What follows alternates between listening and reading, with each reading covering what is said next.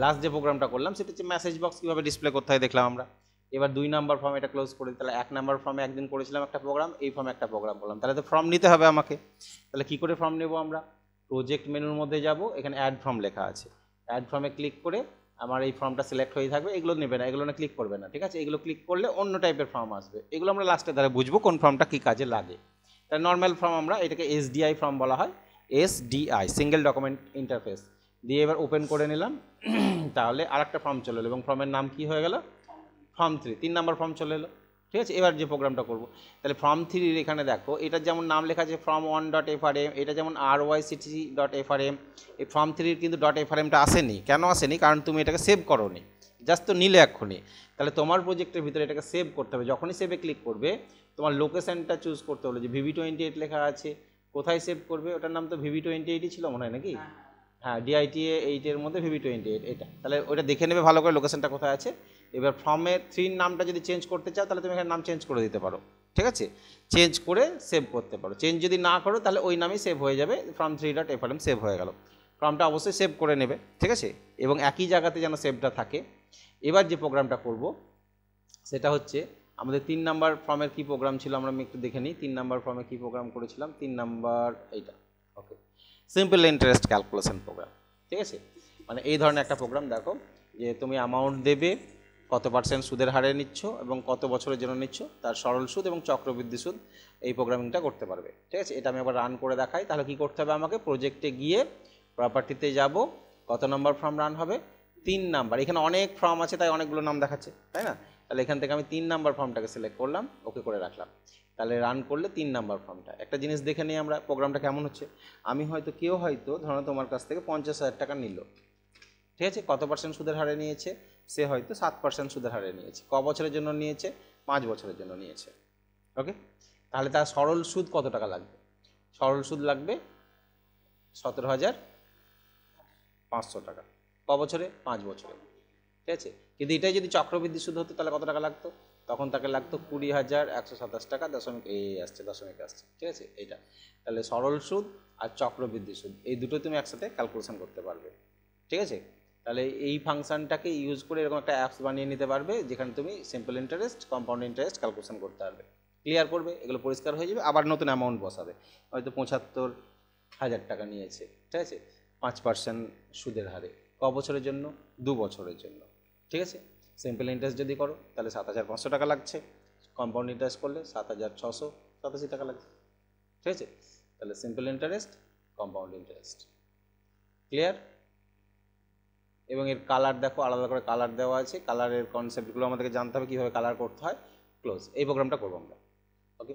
তাহলে আমাদের নর্মালি যে প্রজেক্টে আমরা ছিলাম সেই প্রজেক্টে চলে গেলাম। এখানে যে ফর্মটা নিয়েছি ফর্মের সাইজটা ওইটার মতন, ওই মানে অ্যাকচুয়ালি অ্যাপসের ইন্টারফেসটা কেমন হবে সেই অনুযায়ী তোমাকে তৈরি করতে হবে, ঠিক আছে? ফার্স্টেই আমাকে যেটা করে নিতে হবে বলেছি যে এইখানে ফন্টটা চেঞ্জ করে নেবে, ঠিক আছে?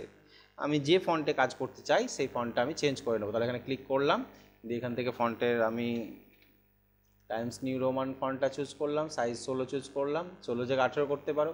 তুমি যদি সবগুলোকে বোল্ড রাখতে চাও তাহলে বোল্ড করে দেবো, আমার রেগুলার থাক, ওকে, ঠিক আছে? এবার আমি এখানে একটা নিলাম যে কী লেখা ছিল আমার, ইনপুট অ্যামাউন্ট, কত টাকা অ্যামাউন্ট দেবে, তারপরে আরেকটা ছিল ইনপুট রেট অফ ইন্টারেস্ট, কত % সুদের হারে, তারপরে ক বছরের জন্য, হ্যাঁ, টাইম, এই কটা জিনিস ছিল। তাদের জন্য 3টে টেক্সট বক্স নেওয়া ছিল, এখানে তোমার অ্যামাউন্টটা ইনপুট করবে, কত টাকা নিচ্ছে, তারপরে আরেকটা ইনপুট করবে, এখানে টাইমটা ইনপুট করবে, ঠিক আছে? এই হ্যাঁ, কত % সুদের হারে, আরেকটা হচ্ছে এইখানে টাইমটা। তারপরে 4টে বাটন নিয়েছিলাম, যে বাটনে একটাতে কি করবে, সরল সুদ দেখাবে, মানে সিম্পল ইন্টারেস্ট কথাটা লেখা থাকবে, এই বাটনগুলো একটু বড় বড় করে নিয়েছি, আর একটা দেখা দেবে কম্পাউন্ড ইন্টারেস্ট কথাটা লেখা থাকবে এখানে, তাই তো? আর 2টো বাটন নিয়েছিলাম ক্লিয়ার করার জন্য, যে ফর্মটাকে ক্লিয়ার করার জন্য, আর একটা নিয়েছিলাম ক্লোজ, মানে ফর্মটা বন্ধ হয়ে যাবে টোটালি। আর আরেকটা লেবেল নিয়েছিলাম আমরা, হ্যাঁ, মানে তোমার এই রেজাল্টটা দেখাবে, হ্যাঁ, টোটাল ইন্টারেস্ট কথাটা দেখাবে, এবং দেখাবে কার মধ্যে, কোনো একটা টেক্সট বক্স নিয়ে নিয়েছিলাম তার ভিতরে দেখাবে, ঠিক আছে? তুমি টোটাল ইন্টারেস্টটাকে এই মেসেজ বক্সে দেখাতে পারো, তোমার কত টাকা সুদ হচ্ছে, কত টাকা কী হচ্ছে, মেসেজ বক্সে দেখাতে পারো, ওটা আমি দেখিয়ে দিচ্ছি পরে। এবার একটা জিনিস আসি, এই যে লেবেলগুলো সিলেক্ট করেছি, এই লেবেলগুলোকে এইভাবে আমি সবগুলোকে সিলেক্ট করে নিলাম, যতগুলো লেবেল আছে টানলে এইভাবে একসাথে সিলেক্ট হয়ে যায় এগুলো সব, ঠিক আছে? তাহলে সব লেবেলগুলো সিলেক্ট করে নিয়ে এদের অটো সাইজটা ফলস আছে, অটো সাইজটাকে কী করে নিলাম, ট্রু করে নিলাম, হয়ে গেল ট্রু। আর একটা জিনিস করে নেবে, ব্যাক স্টাইল লেখা আছে, যে ব্যাক স্টাইল, এই ব্যাক স্টাইলটা ওপেক করা আছে, এটাকে ট্রান্সপারেন্ট করে নেবে, ট্রান্সপারেন্ট।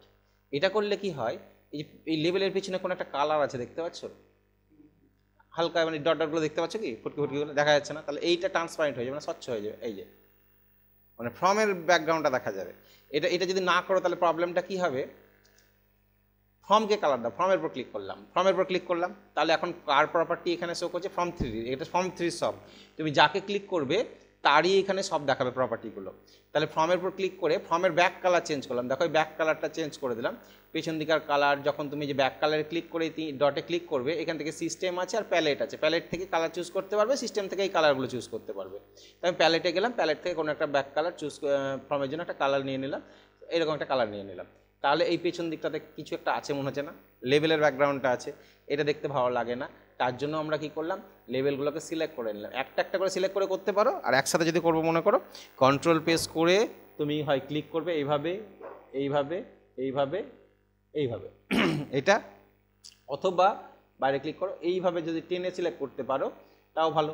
তাহলে এর মধ্যে যদি ধরা পড়ে যায় তখন এগো সিলেক্ট করে নেবে, হ্যাঁ সেটা। তাহলে এবার আমি কি করলাম, ব্যাক স্টাইলটা ওপেকের জায়গায় কি করে নেবো, ট্রান্সপারেন্ট করে নেবো, তাহলে দেখো সবগুলো স্বচ্ছ হয়ে গেল। এবার তুমি 3টে লেভেলই সিলেক্ট আছে, এদের যদি মনে করো কালার দিব, তো এদের ব্যাক কালার দিলে তো আর আসবে না, কারণ পেছন দিকটা ফাঁকা, তাহলে এদিকে সামনের কালার দিতে হবে। তাহলে সামনের কালার কোনটা, সেটা হচ্ছে 4 কালার, এই যে 4 কালার, ফন্ট কালার হচ্ছে 4 কালার, 4 কালার মানে সামনের কালার, ব্যাক কালার মানে হচ্ছে পেছনের কালার। তাহলে 4 কালারে গিয়ে তুমি একটা হয়তো ব্লু কালার দিয়ে দিলাম, একটা ব্লু হয়ে গেল, ঠিক আছে। এইগুলোকে যদি তুমি মনে করছো একটু বোল্ড করবো, তাহলে আবার ফন্টে যাবে, ফন্টে গিয়ে তুমি একটু বোল্ড করে নিতে পারো, যেরকম বোল্ড করে নাও, তাহলে একটু মোটা হয়ে যাবে, ঠিক আছে। তাহলে এটাও করতে পারো, এগুলো স্টাইল নিজের মধ্যে চেঞ্জ করতে পারো। আচ্ছা করে নাও, এবার কি করো, এবার আমাকে এখানে লিখে নিই, তাহলে ইনপুট অ্যামাউন্ট কোথায় লিখতে হবে, ক্যাপশনে গিয়ে লিখতে হবে, অবশ্যই সিলেক্ট করবে প্রপার্টিটা, ক্যাপশনটা সিলেক্ট করতে হবে কিন্তু, হ্যাঁ ইনপুট অ্যামাউন্ট, এখানে অ্যামাউন্টটা লিখবে, তারপরে পার্সেন্টেজটা, তাই তো, ইনপুট এই সাইনটা দিয়ে দিলাম, পার্সেন্টেজ অফ রেট, ঠিক আছে।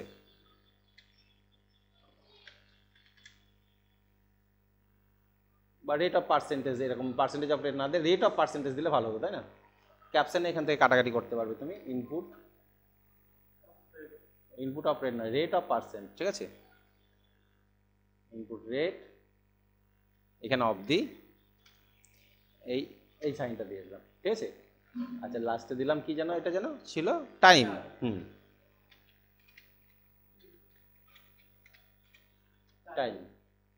টাইমটা হচ্ছে ইয়ারের মধ্যে, সেটা ব্র্যাকেটের মধ্যে আমি লিখে দিলাম ইয়ার,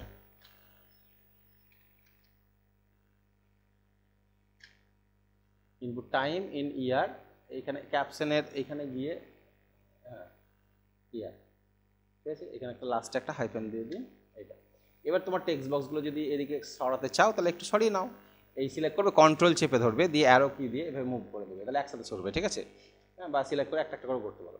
তো এইগুলো একটু সাইজ করে নাও, দেখতে ভালো লাগবে, সেম সাইজে রাখবে, যে এইগুলোকে এই সাইজে রাখলাম, এটা একটু তুলে দিলাম, এইটাকে একটু তুলে দাও, এটাকে একটু তুলে দাও, এরকম রাখো, একটা করে গ্যাপ রাখো, এটা একটু তুলে দাও, হ্যাঁ একটু এই সাইডে সরিয়ে দিই, ঠিক আছে। হ্যাঁ ও হ্যাঁ একটা উপরে আছে, এটা একটু নামিয়ে দিতে হবে, তাহলে একটু ভালো লাগবে, এই। আচ্ছা এবার কমেন্ট বাটনের পর নাম দিয়ে দিলাম, এর ক্যাপশন দিয়ে দিলাম কি যেন ছিল, simple interest, SIMPL, simple space দাও INTEREST, ইন্টারেস্ট, ঠিক আছে, REST, সিম্পল ইন্টারেস্ট। এটার নাম দিলাম compound interest, COMPOUND, interest, INTEREST। এইখানে আটছে না, তাই একটু বড় করে দাও, একটু বড় করে দাও, ঠিক আছে। এটা ক্লিয়ার, এটা ক্লোজ। এই দুটো বাটনকে সমান সমান যদি আকৃতির করতে চাও তাহলে দুটোকেই সিলেক্ট করো, কন্ট্রোল প্রেস করে, দিয়ে ফরম্যাটে গিয়ে মেক সেম সাইজ বোথ, তাহলে দেখো দুটোই সমান সমান হয়ে গেল, হ্যাঁ। এবার এবার বাইরে ক্লিক করো, এটাকে ধরে একটু সরিয়ে দাও এদিকে, এটাকে ধরে এর সেম সাইজ করে নাও, একটু বড় করে দাও, তাহলে একটু বড় হয়ে যাবে। এটা কোথায়, এটা সেম সাইজ করে নিয়ে একটু ধরে বড় করে দিই, হয়ে যাবে। ঠিক আছে, হ্যাঁ। এবার এই লেভেলটাকে, এই টেক্সট বক্সটাকে আমি এরকম লেভেলে রাখলাম। এদের সাইজে যদি রাখি তাহলে দেখতে ভালো লাগবে। ঠিক আছে, এরকম সাইজ সেম সাইজের যদি রাখি তাহলে দেখতে ভালো লাগবে। এবং এটার নাম দিয়ে দিলাম কি ছিল জানো, রেজাল্ট নাকি না total amount, total interest, total interest. তাহলে TOTL, total INTEREST, total interest, এই কথাটা লিখে দিলাম। ওকে, এবং এই ক্লিক করে এটাকে ওপরে এখানে রেখে দিলাম। ফর্মের ডিজাইন হয়ে গেল। এবার কিসে আরও কালার দিতে হবে, বাটনের কালার দিতে হবে। তাহলে বাটনের ব্যাক কালার, বাটনকে যদি কালার করতে চাও, এই বাটনটাকে একটা একটা করে আলাদা আলাদা কালার করতে চাও, ঠিক আছে, তাহলে তুমি একটা একটা করে করতে পারো, আর এইভাবে সিলেক্ট করেও করতে পারো। ঠিক আছে, আমি একটা করেই দেখাচ্ছি। ধরুন এই বাটনটার কালার করব, তাহলে ব্যাক কালার দিবে অবশ্যই, বাটনের এই যে ব্যাকগ্রাউন্ডের যে কালার, সেই কালারটা দিবে। ঠিক আছে, হ্যাঁ। তাহলে ব্যাক কালার এখানে যাব, তাহলে ব্যাক কালার, এই দেখো ব্যাক কালার লেখা আছে। তাহলে ব্যাক কালার ড্রপ ডাউনে ক্লিক করব, এখানে প্যালেটে ক্লিক করব আমরা। প্যালেটে ক্লিক করে এখান থেকে ওর জন্য কোনো একটা কালার চুজ করবো। সাপোজ ধরে নাও এই কালারটা চুজ করলাম, এই কালারটা আসছে, কালার এলো না। কেন এলো না? কেননা বাটনের কালার চেঞ্জ করতে গেলে অবশ্যই মাথায় রাখবে যে এর একটা প্রপার্টি আছে, ওই প্রপার্টিটা কিন্তু চেঞ্জ করে আসতে হবে। সেই প্রপার্টিটার নাম হচ্ছে স্টাইল প্রপার্টি। এই যে স্টাইল, স্ট্যান্ডার্ড করা আছে, এটাকে গ্রাফিক্যাল করে দেবে। এই যে গ্রাফিক্যাল, তবেই তোমার আসবে, নাহলে আসবে না। এটার ক্ষেত্রেও তাই, দেখো কী হয়ে আছে, স্টাইলটা কী হয়ে আছে, স্ট্যান্ডার্ড হয়ে আছে, মানে চেঞ্জ করলেও আসবে না। তখন তোমাকে কী করতে হবে, এটাকে গ্রাফিক্যাল করে রাখতে হবে। তাহলে সবগুলোকে গ্রাফিক্যাল করে দাও। আমি একসাথেই সবগুলোকে সিলেক্ট করে নিলাম, এই কটা দিয়ে style property, style property, style, style, এই যে স্টাইল, এখানে গিয়ে আমি কী করলাম, গ্রাফিক্যাল করে দিলাম। সবারই প্রপার্টি গ্রাফিক্যাল করে দিলাম। ঠিক আছে, গ্রাফিক্যাল করলে কী হয়, ওর পিছনে ছবি টবিও দেওয়া যায়। এখানে যেমন আমরা কালার দিলাম, ব্যাকগ্রাউন্ডে ছবিও দিতে পারি বাটনের। ঠিক আছে, পিকচারও দেওয়া যায়। ওকে, তাহলে এবার বাইরে ক্লিক করো, এটাতে সিলেক্ট করো। তাহলে এখানে আমি ব্যাক কালারে কী দিই, এর জন্য একটা আলাদা কালার চুজ করি। এর জন্য আমি এই কালারটা চুজ করলাম। এটার জন্য ক্লিয়ারের জন্য একটা আলাদা কালার চুজ করলাম। এটার জন্য একটা আলাদা কালার চুজ করলাম, লাল টাইপের। ক্লোজের জন্য আমরা লাল টাইপের ম্যাক্সিমাম চুজ করি, ধরুন লাল, এই লালটা দিয়ে দিলাম। ঠিক আছে, ওকে। এবার এই ফর্মটাকে যদি তুমি রান করো, এইগুলো টোটালটাকে এখান থেকে ধরে একটু ওপর ধারে আরও কি দিয়ে তুলে দিলাম, খুব বেশি বেশি জায়গা লাগবে না। ফর্মটাকে আমরা ছোট করে নিতে পারবো, এইভাবে ছোট করে নিতে পারবো। ক্লিয়ার? সেভ করে নাও, অবশ্যই সেভ করে নেবে। যতটা হয়েছে সেভ হয়ে গেল। এখানে সেভে আর নাম চাইবে না, কারণ ফর্মের নাম তো অলরেডি আমরা প্রথম করে সেভ করে নিচ্ছি, তাই নাম চাইবে না। এবার এটাকে রান করে আমরা দেখব। কিন্তু এই টেক্সট অনের লেখাগুলোকে আমরা কি করি, ক্লিয়ার করে দিই, ফাঁকা করে দিই, এই লেখাগুলো যাতে না থাকে। তার জন্য কি করব, আমরা টেক্সট অনের টেক্সট প্রপার্টি, টেক্সট বলে যে প্রপার্টি আছে, সেই প্রপার্টিতে যাব। এইখানে লেখাটা থাকে, এইটাকে ডিলিট করে দেবো। ঠিক সেইভাবে সবগুলোকে ডিলিট করে দিই। টেক্সট অনকেও ডিলিট করলাম, টেক্সট টুকেও ডিলিট করলাম। হ্যাঁ, ডিলিট করার আগে তোমাদের বলে দিই, তুমি যে এর ভিতরের লেখাগুলোর ব্যাক কালার, যেমন আমার এই ফর্মটাতে দেখো টেক্সটের ব্যাক কালারটা চেঞ্জ করা আছে, কই গো, ফর্ম 3 তাই না, টেক্সটের পেছন দিকের কালার চেঞ্জ করা আছে। তাহলে এটারও তাই ব্যাক কালার 4 কালার তুমি চেঞ্জ করতে পারবা। ঠিক আছে, এটারও তাই কী আছে, ব্যাক কালার মানে পেছন দিকের কালার, 4 কালার সামনের কালার। সামনের কালার বলতে এটা লিখলে দেখো অন্যরকম কালার আসছে, নীল রঙের কালার আসছে, তাই না? তাহলে 4 কালার ব্যাক কালারগুলো চেঞ্জ করতে পারবা। ওকে, আচ্ছা, তাহলে ঠিক এই জিনিসটাই আমরা এখানে করব। তাহলে এটা কেটে দিই আগে, কেটে দেওয়ার আগেও তুমি চেঞ্জ করতে পারো। 3টেকে একসাথে সিলেক্ট করে নিলাম, দিয়ে কন্ট্রোল প্রেস করে এটাকেও সিলেক্ট করলাম, তাহলে 4টেই সিলেক্ট হয়ে গেল। এবার এর আমি ব্যাক কালার চেঞ্জ করে দিই। ব্যাক কালার কোনটা দিব, ব্যাক কালার মনের মতন কোনো একটা কালার দিয়ে দাও, যে ব্যাক কালারটা ঠিক ওই কালার আছে, একটু অড টাইপের দিই, এই টাইপেরই দিলাম। এটা ব্যাক কালারে থেকে গেল। ঠিক আছে, আর লেখার কালারটা 4 কালার, 4 কালার কোথায় আছে, এই যে 4 কালার। 4 কালারটাকে কী করি, আমি একটু ডিপ ব্লু করে দিলাম, এইরকম। ঠিক আছে, আচ্ছা, লেখাগুলোকে যদি বোল্ড করবো মনে করো, তাহলে ফন্টে যাবে, ফন্টে গিয়ে বোল্ড করবে, ওই ফন্ট প্রপার্টিতে গিয়ে লেখাটাকে একটু বোল্ড করবে। হ্যাঁ, ওকে করতে লেখাগুলো একটু বোল্ড হয়ে যাবে। ঠিক আছে, মোটা হয়ে যাবে। এবার বাইরে ক্লিক করে এই টেক্সট বক্সের লেখাগুলোকে টেক্সট প্রপার্টিটা সিলেক্ট করে নাও। এখান থেকে টেক্সট প্রপার্টি কোথায় আছে, টেক্সট, এই যে ক্লিক করে ডিলিট, এটাকে ব্যাক স্পেস দিয়ে কেটে দেবে লেখাগুলোকে, এটা এই লেখাগুলোকে কেটে দেবে। ঠিক আছে, টেক্সট প্রপার্টি কেটে দাও, সেভ, রান করি ফর্মটা আমাদের। 2 নম্বর ফর্ম রান হচ্ছে। তাহলে কি করতে হবে, অবশ্যই আমাদেরকে প্রজেক্টে যেতে হবে, প্রপার্টিতে গিয়ে এখান থেকে 3 নম্বর ফর্মটাকে সিলেক্ট করে ওকে করবে, দিয়ে এবার এখানে আমরা অ্যামাউন্ট লিখবো। কিন্তু এখন লিখলে কি আসবে, হ্যাঁ, কোডিং তো করিনি, তাহলে সরল সুদের কোড করতে হবে, সরল সুদের কোড করতে হবে তোমাকে। চক্রবৃদ্ধি সুদের যে কোডিংটা সেটা জানতে হবে, যে চক্রবৃদ্ধি সুদের ফর্মুলা কী, সরল সুদের ফর্মুলা কী, ক্লিয়ারের জন্য, ক্লোজের জন্য। তাহলে এইটা আমাদের অ্যামাউন্ট, মানে এটাকে আমরা পি ধরবো, প্রিন্সিপাল, এটা এটা আর এটা টি, মানে পিটিআর বাই 100, সরল সুদ হচ্ছে পিটিআর বাই 100। তাহলে টেক্সট অনকে পি ধরবো, এটাকে ধর, এটা এনটা বড় হয়ে গেছে, ঠিক আছে, এটাকে ধরবো আমরা আর এটাকে টি ধরবো, ঠিক আছে। তাহলে পিটিআর বাই 100 করলে সরল সুদটা বেরিয়ে আসবে। তাহলে আমরা দেখি, এটাকে ঠিক করে নিই, এর এনটা বড় হয়ে গেছে, কেটে দিই, ছোটো করে দিই। তাহলে এই টেক্সট অনকে পি ধরবো, এটা আর এটা টি ধরবো। তাহলে এখানে আমরা আমাদের প্রজেক্টটাতে দেখো কি করেছি আমি, ঠিক আছে।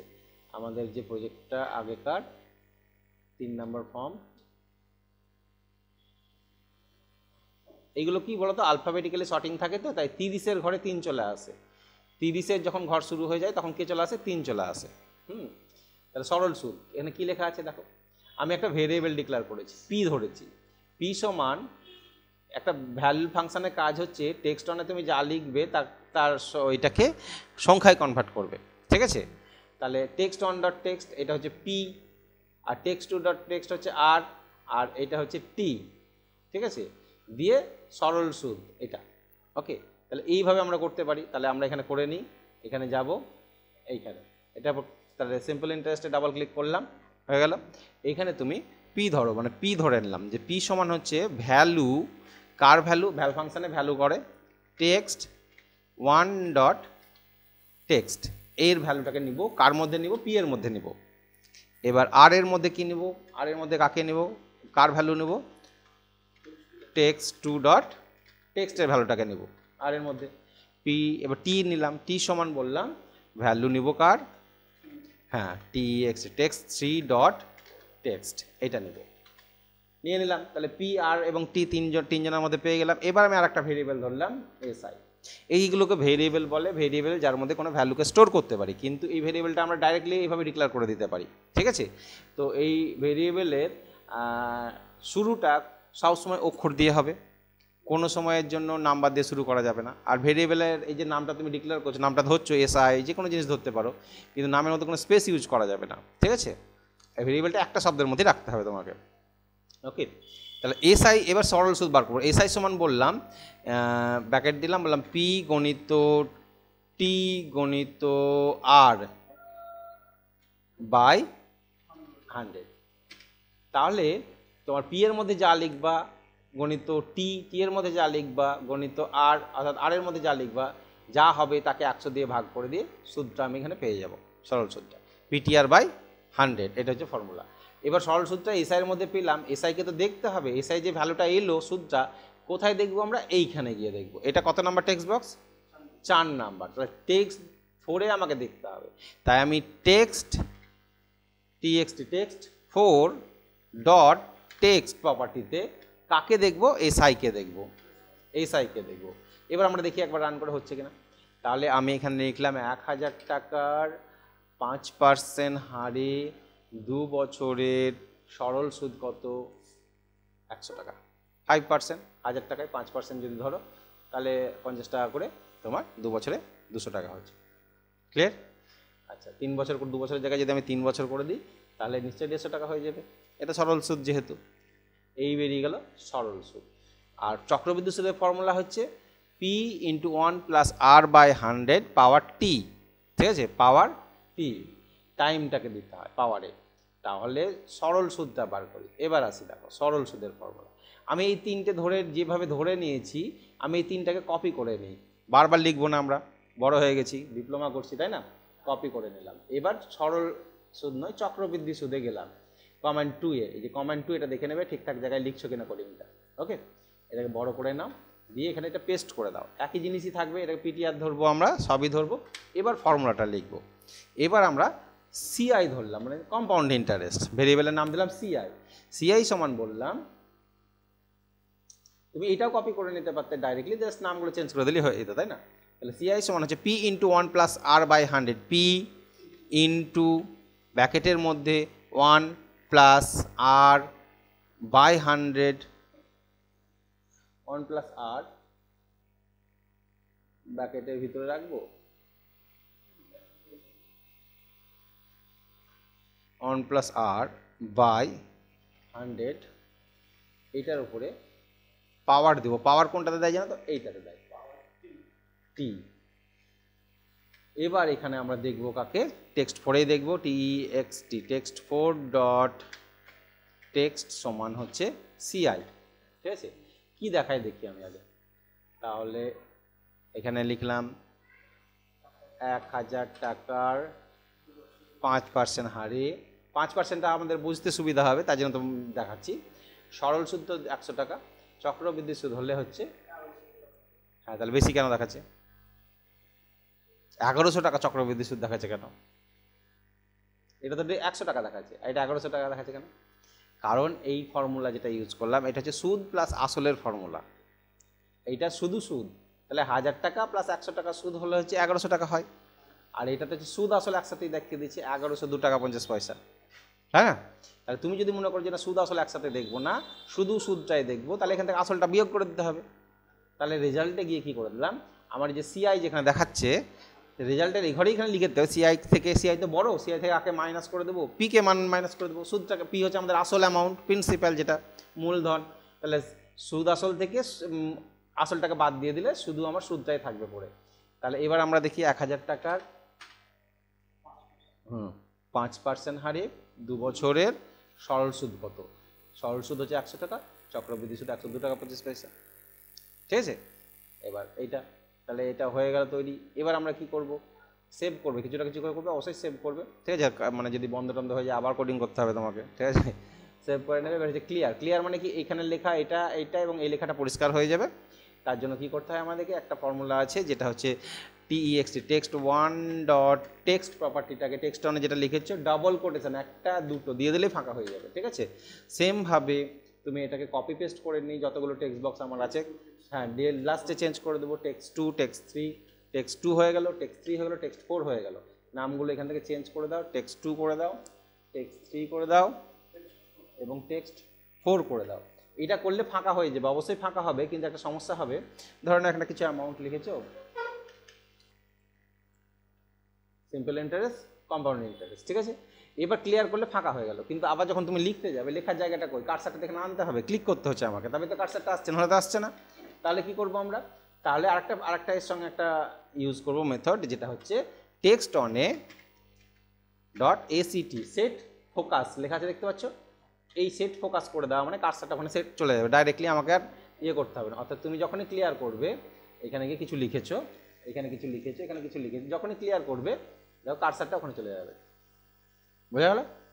আচ্ছা, আর ক্লোজের জন্য কি লিখবে? একটাই কোড, আনলোড, LOAD, লোড একটা স্পেস দিয়ে মি মানে হচ্ছে যে ফর্মটা আছে সেই ফর্মটাকে মি বলা হয়, আনলোড মি। তুমি আনলোড ফর্ম 3ও বলতে পারো, কোনো অসুবিধা নেই। ঠিক আছে, তো অত বড় না লিখে, যেহেতু আমি কারেন্ট ফর্মে কাজ করছি তাই আমি আনলোড মি লিখে দেবো। ঠিক আছে, আনলোড মি। তাহলে এখানে রান করেছো, ডাইরেক্টলি ক্লোজে ক্লিক করে বন্ধ হয়ে যাবে, ক্লোজ বাটন। ঠিক আছে, এবার অনেক সময় আমি চাইছি এই ক্লোজ বাটনে যেই ক্লিক করবে তোমাকে একটা মেসেজ দিবে, তুমি কি বন্ধ করতে চাইছো, ইয়েস অর নো। যদি ইয়েস হয় তবে বন্ধ হবে, আর নো হলে বন্ধ হবে না। এগুলো করা যায়, কারণ অনেক সময় দেখো আমি যখন ক্লোজ করতে যাবো এখান থেকে, ডাইরেক্টলি অ্যাপসটা যদি বন্ধ করতে চাই, যদি সেভ মানে কোনো একটা কাজ করেছি, ধরুন সেভ করে নিই, এই কাজ আমি কিছু একটা কাজ করেছি, সেভ করে যখনই বন্ধ করতে হবে তোমাকে এই মেসেজ দিল কি দিল না? তুমি কি সেভ করবে, ইয়েস অর নো আর ক্যান্সেল, 3টে বাটন দিয়েছে। তাহলে আমি এই জিনিসগুলো করতে পারি প্রোগ্রামিংয়ে। যে কোনো অ্যাপসেই তুমি দেখবে তুমি কিছু একটা কাজ করেছো, তুমি যদি কিছু একটা কাজ করো, ডাইরেক্টলি বন্ধ করে তোমাকে মেসেজ দিচ্ছে না। কিন্তু কিছু যদি কাজ করে থাকো, ধরুন এখানে কিছু করেছিলা, যে আবার কেটে দিয়েছো, কিছু তো করা নাই তাই মনে হচ্ছে দেখে, কিন্তু তুমি মেসেজ বন্ধ করতে চাও, কিছু দিল, এটা তো দিল না, কিন্তু কিছু যদি করা থাকি অবশ্যই দেওয়া উচিত ছিল। এবার দেখো মেসেজ দেবে, হ্যাঁ, তাহলে save, don't save, cancel. Message কি লেখা আছে? Save, don't save, cancel. ওখানে do you want to save, yes, no, cancel থাকে, তাই না? এরকম। তাহলে আমি বললাম ডোন্ট সেভ, বললাম, সেভ হলো না। ঠিক আছে, এইটা। তাহলে এই মেসেজ বক্সগুলো করা যায়, এটা তখন আমরা পরে করতে পারবো। তাহলে এই যে প্রোগ্রামটা করলাম, এটা হচ্ছে সিম্পল ইন্টারেস্ট ক্যালকুলেশন প্রোগ্রাম। একটা ফর্ম নিয়ে সিম্পল ইন্টারেস্ট ক্যালকুলেশন, এটা সেভ করে নাও, দিয়ে এটা করবে, সিম্পল অ্যান্ড কম্পাউন্ড ইন্টারেস্ট।